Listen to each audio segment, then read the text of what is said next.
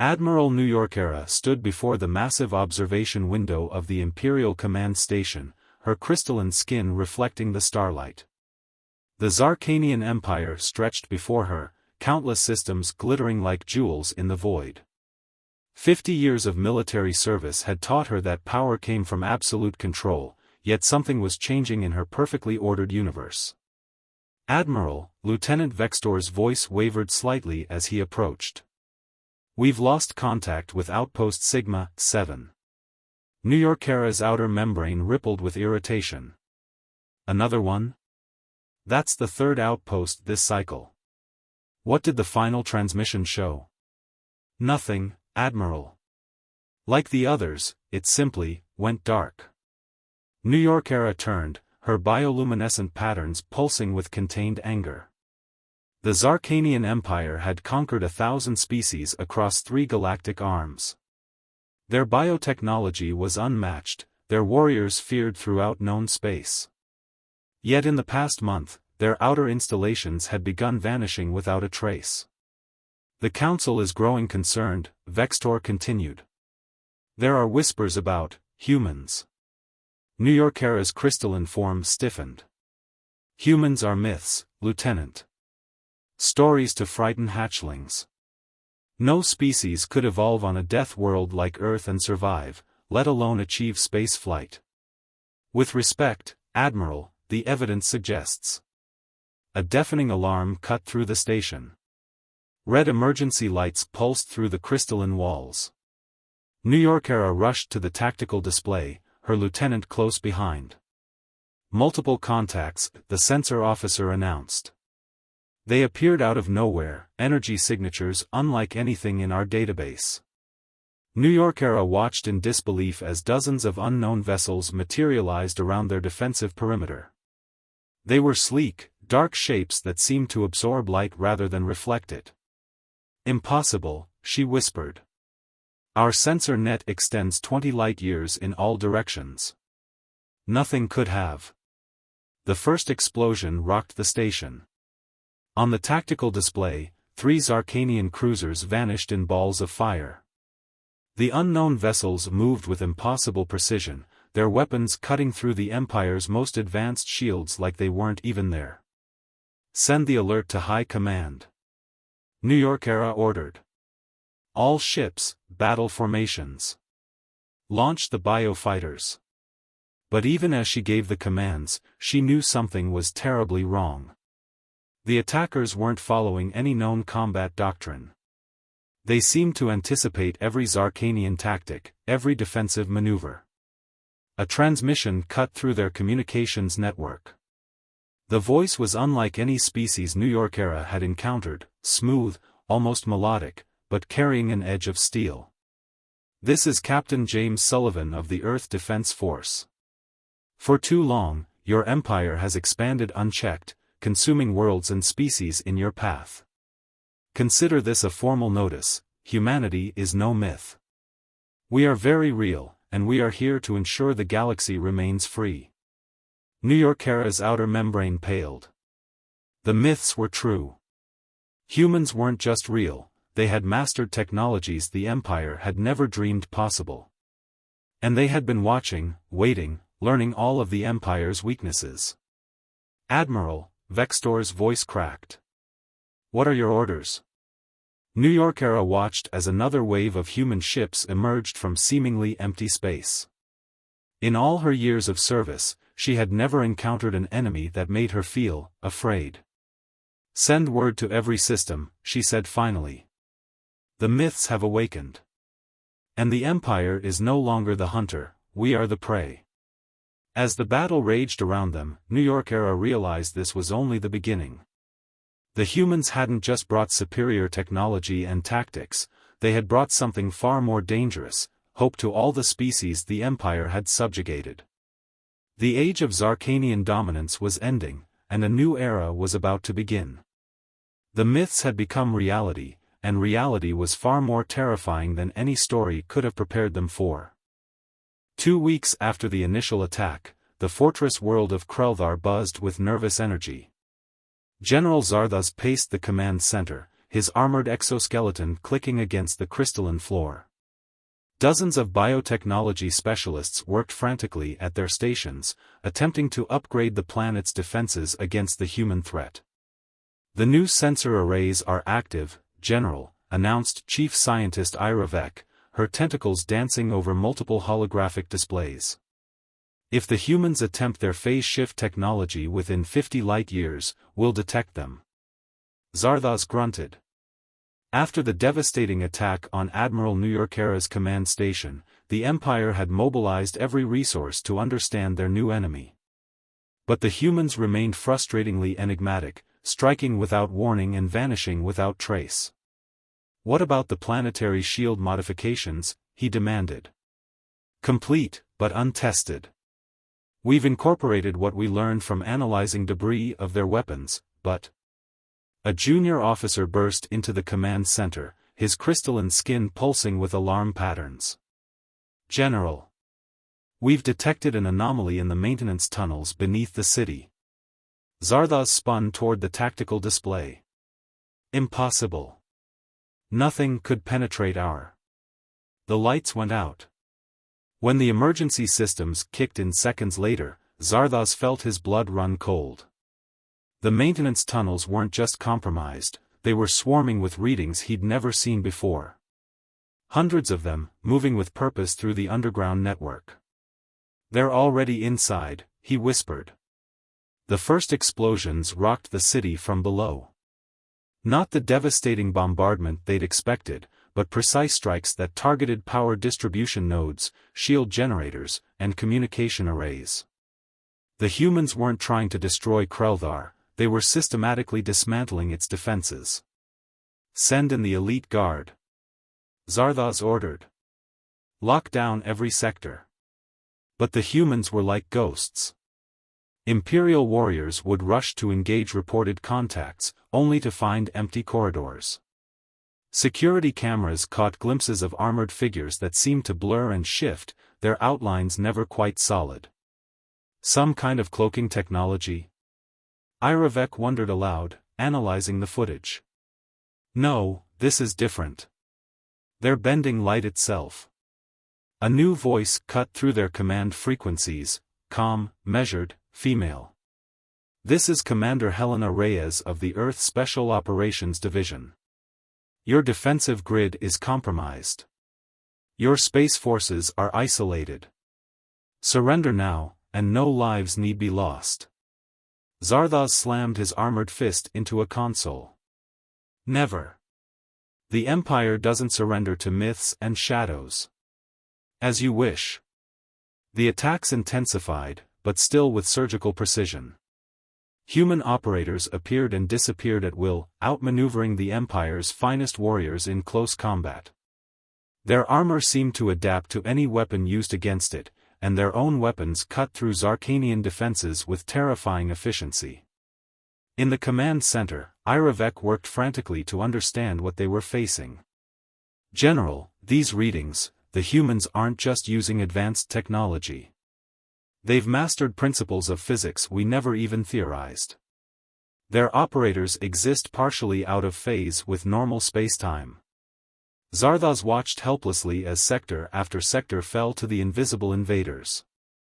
The humans never killed when they could incapacitate, never destroyed what they could disable. It was a display of power more terrifying than mere destruction, they were demonstrating complete control. "Sir," a communications officer called out, "we're receiving transmissions from the civilian sectors. The humans, they're evacuating our people from combat zones. They're protecting them." This, more than anything, shook Zardoz's certainty. The Empire had always taught that other species were inferior, that dominance was the natural order. But these humans moved with both overwhelming power and careful restraint. As the last of his defenses fell, Zardoz made a decision that would change the course of the war. He opened a channel to Commander Reyes. "The fortress is yours," he said quietly. "But I must know, why show mercy to those who would have shown you none?" There was a pause before Reyes responded. "Because that's what makes us human, General. We fight not because we love war, but because we value peace. We protect life not because it's easy, but because it's right. Your empire never understood that strength isn't about domination, it's about choice. As human operators finally emerged into view, their armor shifting from shadow to solid form, Zardoz realized humanity's greatest weapon wasn't their technology. It was their capacity to be both warriors and guardians, to fight with fierce determination while holding on to their principles. The myths hadn't just become real, they had become teachers, showing the Empire a different way to exist in the galaxy. And for the first time in his long military career, Zardoz wondered if defeat might actually be a path to victory of a different kind. Supreme Commander Zalvax stood before the assembled War Council, his crystalline form darkened with stress patterns. The holographic display behind him showed the extent of human advancement into Imperial space, a growing shadow that threatened everything the Zarkanian Empire had built over millennia. The humans must be stopped, he declared, his voice resonating through the chamber. We've analyzed their tactics, studied their technology. The time has come to show them that the Empire still dominates the stars. Admiral New Yorkera, recently recalled from the frontier, stepped forward. With respect, Supreme Commander, direct confrontation has proven costly. Which is why we won't fight them on their terms, Zalvax replied. Operation Starfire begins now. Across Imperial space, vast fleets began to move. Not toward human positions, but toward seemingly empty regions of space. The Empire's newest weapons platform, the World Breaker, emerged from its hidden dock, a massive construct that channeled the power of artificial singularities. In his command ship, Captain Sullivan of the Earth Defense Force watched the Imperial movements with growing concern. They're up to something, he muttered, studying the tactical display. These movements make no strategic sense. Multiple quantum disturbances detected, his science officer reported suddenly. They're creating artificial wormholes. The Imperial trap was sprung. Wormholes torn open across the sector, releasing waves of enhanced bioships, creatures bred for war and fused with crystalline technology. Unlike their previous encounters, these vessels moved with savage unpredictability, their biological nature making them resistant to human phase shift technology. All ships, combat formation Delta. Sullivan ordered. They're trying to draw us into a conventional battle. Don't give them what they want. But the Empire's strategy was more complex than it appeared. The bioships were herding human forces toward specific coordinates, and Sullivan realized too late what was coming. The World Breaker emerged from hyperspace, its massive form distorting space itself. By the stars, Sullivan whispered. They've weaponized gravity. The battle that followed would be remembered in both human and Zarkanian histories. Human ships danced through space with impossible grace, their advanced technology allowing them to partially phase through enemy fire. But the Empire's bioships kept coming, their organic nature allowing them to adapt and evolve during combat. The World Breaker's main weapon fired, a beam of concentrated gravitational force that threatened to tear reality apart. Human vessels scattered, their phase shift technology struggling against the fundamental forces being manipulated. But humanity had not survived countless challenges by being predictable. From the seemingly empty void, a new player entered the battle. The EDF Prometheus Decloaked, humanity's own superweapon, a ship that had been hiding in plain sight for months. This is Commander Reza Khan of the Prometheus, a new voice announced across all frequencies. You're not the only ones who can play with fundamental forces, friends. The Prometheus unleashed its primary weapon, not a beam or missile, but a cascading wave of quantum interference that turned the Empire's gravitational attack back on itself. The World Breaker's artificial singularities began to destabilize. Impossible! Zalvax raged. No species could have developed such technology. But humanity had done more than develop technology, they had learned to think differently about the nature of space, time, and warfare itself. As Imperial ships struggled against their own weaponized gravity, human vessels moved in with precise, coordinated strikes. The battle's tide turned not through overwhelming force, but through adaptation and innovation. Human ships worked in perfect synchronization with each other, their tactics evolving faster than the bio-ships could adapt. In the chaos, Admiral New York-era noticed something remarkable. The humans weren't targeting command ships or population centers. They were disabling the world breaker with surgical precision, preventing a catastrophic singularity collapse that would have devastated the sector. They're protecting us, she realized. Even now, they're trying to minimize casualties. The world breaker's main reactor finally went critical, but human ships created a containment field, controlling the explosion. As Imperial forces retreated in disarray, Captain Sullivan's voice echoed through space once more. "We could have ended this today," he said quietly. "But that's not who we are. Look around you, look at how we fight. We're offering you a choice, just as we always have. This war can end the moment you decide that domination isn't the only path to strength." In the War Council chamber, Supreme Commander Zalvax watched the battle recordings in stunned silence. The humans had countered their greatest weapon not just with superior technology, but with a fundamental difference in philosophy. They had won not by destroying their enemy, but by showing them a better way. The Empire's greatest weapon had failed, but something new was beginning to emerge from the ashes of battle, the first glimmer of understanding between two very different species who might, just possibly, find a way to coexist. The Imperial Palace on Zarkania Prime had stood unassailed for 10,000 years.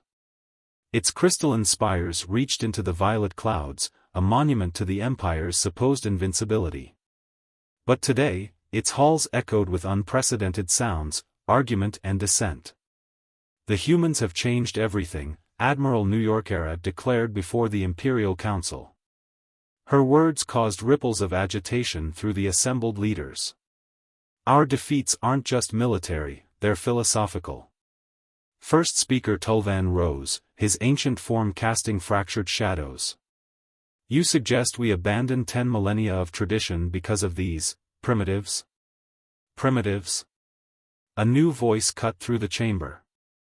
General Zarthas stepped forward, his experience at Krelvar having transformed him. "They master physics we barely understand. They fight with power and restraint. Tell me, First Speaker, what makes them primitive? Their refusal to needlessly destroy? Their protection of civilian lives, even our civilians?"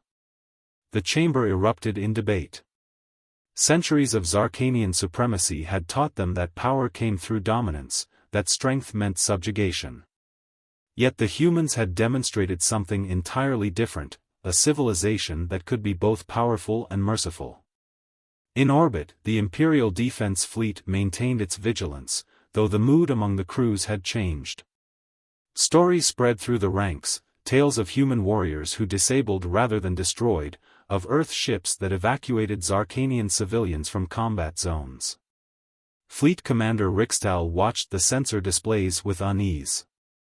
The humans hadn't pressed their advantage after the World Breaker's defeat. Instead, they had established a clear border and simply waited. "Commander," his sensor officer called out. "We're detecting unusual activity in the Outer Rim territories." The tactical display showed something unprecedented. Subjugated species across the Empire were rising up, but not with violence. They had adopted human tactics, precise strikes that disabled rather than destroyed, coordinated actions that showed clear purpose but minimal bloodshed. In the council chamber, the debate reached its crescendo. "The Empire cannot change," Tulvan thundered. "Our way is the only." The chamber's security systems suddenly activated. Holographic displays flickered to life, showing transmissions from across Imperial space. But these weren't reports of battles or destruction, they were scenes of cooperation. Former slave species working alongside Zarkanian citizens. Shared technology. Cultural exchange. "What is this?" Tulvan demanded. The future, Admiral New York Era replied quietly. The humans didn't just beat us militarily, they showed our own people a different path. Look at these transmissions. The change has already begun. A new alert cut through the chamber. In orbit, Fleet Commander Rickstall's voice was tense. Multiple human vessels approaching. They're requesting permission to enter orbit. They say they have a proposal. The council chamber fell silent. For the first time in Imperial history, they faced not a choice between victory and defeat, but between evolution and stagnation. Captain Sullivan's ship, the Artemis, led the human delegation. As it approached Zarkania Prime, its weapons remained powered down, a gesture of trust that spoke volumes.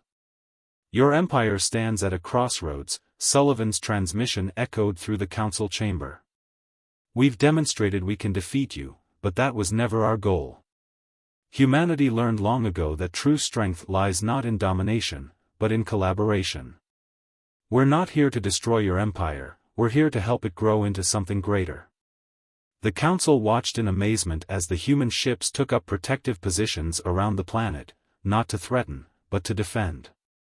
They were putting themselves at risk, trusting that the empire could change. In that moment, the breaking point became a turning point. General Zarthas stepped forward, his voice carrying the weight of revelation.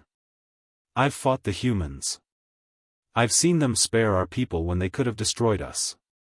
They've proven that power without compassion is meaningless, that strength without wisdom is empty.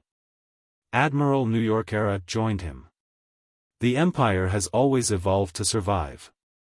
But this time, we must evolve not our technology or our tactics, but our very understanding of what it means to be strong. Across Imperial space, the revolution continued, not with weapons, but with ideas. The humans had sparked something that no military force could stop, the realization that there was another way to exist in the galaxy.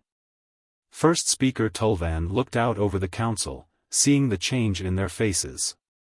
The Empire hadn't been defeated, it had been transformed. And perhaps, he realized, that was the greatest victory of all. 1 year after the breaking point, the Great Hall of Unity Station hung suspended between Earth and Zarkania Prime, a crystalline structure of human and Zarkanian design that symbolized the profound changes sweeping through the galaxy. Admiral New York Era stood beside Captain Sullivan, their reflections merging in the vast observation window. Behind them, delegates from 100 species, former subjects of the Empire and independent worlds alike, gathered for the historic signing of the Galactic Concordat.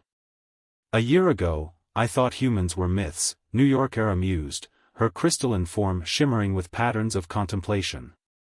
Now I understand why the old Empire feared the very idea of you. Sullivan turned, curious. Because of our technology? Because you showed us what we could become. She gestured to the assembled delegates. Look at them, former enemies speaking as equals, sharing knowledge instead of weapons. You didn't just defeat our empire, you helped us transform it. The station's design itself told the story of this transformation. Human phase shift technology worked in harmony with Zarkanian living crystal, creating spaces that existed simultaneously in multiple quantum states. It was a physical representation of how two vastly different approaches to understanding the universe could combine to create something entirely new. Commander Reza Khan of the Prometheus entered the hall, accompanied by General Zarthas. The once bitter enemies had become the architects of a revolutionary joint defense initiative, combining human tactical innovation with Zarkanian biological engineering. The outer colonies report success with the new hybrid shields, Khan announced. Energy efficiency up 300% when the crystal matrices are allowed to evolve naturally. Zarthas nodded, his warriors bearing an out tempered with scholarly interest. And the phase shift adaptations are spreading through the living ship's genetic code. They're learning, growing in ways we never imagined possible. But the greatest changes weren't technological. Throughout the former empire, a cultural renaissance was blooming. Zarkanian artists incorporated human concepts of impermanence and change into their crystalline sculptures. Human scientists worked alongside Zarkanian bioengineers, creating innovations that neither species could have achieved alone. First speaker Tulvan, now the head of the new Galactic Council, called the assembly to order. The signing ceremony was about to begin, but it was more than just a political formality. It was the culmination of a journey that had begun with fear and ended with understanding. We gather here, Tulvan's voice resonated through the hall, not to mark the end of an empire, but to celebrate the birth of something greater. Our ancestors looked to the stars and saw territories to conquer. Today, we look up and see possibilities to explore. As representatives stepped forward to sign the Concordat, Sullivan leaned closer to New York era. "There's something I've always wondered," he said quietly. "After Krelthar, after the World Breaker, why did you choose to listen? You could have fought to the end." New York era's surface rippled with colors of deep thought. "Because you showed us something we had forgotten in our millennia of expansion. True power isn't about control, it's about choice. Every time you could have destroyed us but chose not to, every civilian you protected, every chance for peace you offered, you weren't just defeating us. You were teaching us." The ceremony concluded with a gesture that would have been unthinkable a year ago. The combined fleets of Earth and the former Empire performed a synchronized phase shift maneuver, their ships dancing through space in a display of unity and shared purpose. Human vessels rippled alongside crystalline bioships, their movements telling the story of two civilizations that had found strength in their differences. In the Great Hall, Sullivan watched the spectacle with a mix of pride and humility.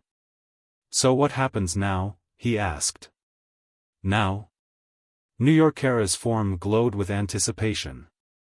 "Now we explore together. There are mysteries in this galaxy that neither of us could solve alone. The myths have become reality, Captain, but reality has proven far more wonderful than any myth." As the delegates dispersed, carrying the promise of this new age back to their worlds, the station's crystal walls pulsed with patterns of possibility. The war that had begun with the revelation of humanity's existence had ended with the revelation of a greater truth, that the strongest force in the universe wasn't technology or biology, dominance or submission, but the capacity to grow, to change, and to see in former enemies the possibility of friendship. The humans had stopped being myths, and in doing so, had helped write a new story, one that would echo through the stars for generations to come.